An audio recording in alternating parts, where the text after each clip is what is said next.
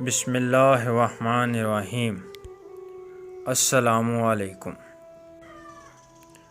اکثر لوگ ایسے ہیں جو دور سے دیکھنے میں بہت خوشباش نظر آتے ہیں، ایسا لگتا بھی نہیں کہ ان کے قریب کوئی غم آئے ہوں۔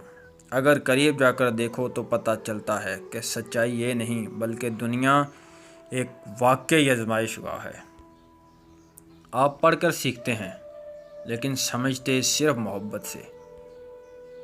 ہمیشہ گفتگو اس انداز میں کرو کہ سامنے والے کا دل جیت لو، اور اس طرح مسکراؤ کہ دشمن کا کلیجہ چیر دو۔ جس شخص نے اپنی اولاد کے لیے دولت چھوڑی وہ قابل تعریف ہے، لیکن وہ شخص جس نے اپنی اولاد کو پیسہ کمانا اور بچانا سکھایا وہ زیادہ قابل تعریف ہے۔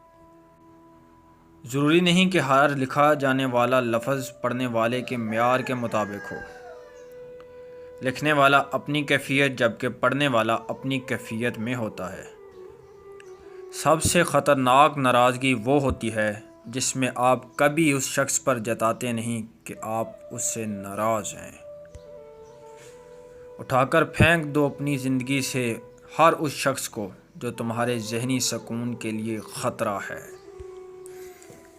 ہار جانا صرف سفر ترک کر دینے کو نہیں کہتے، منزل کی جانب آہستہ آہستہ بڑھنے والے کو ہارا ہوا نہیں کہتے، وہ بھی اپنے مقام پر پہنچ جاتا ہے۔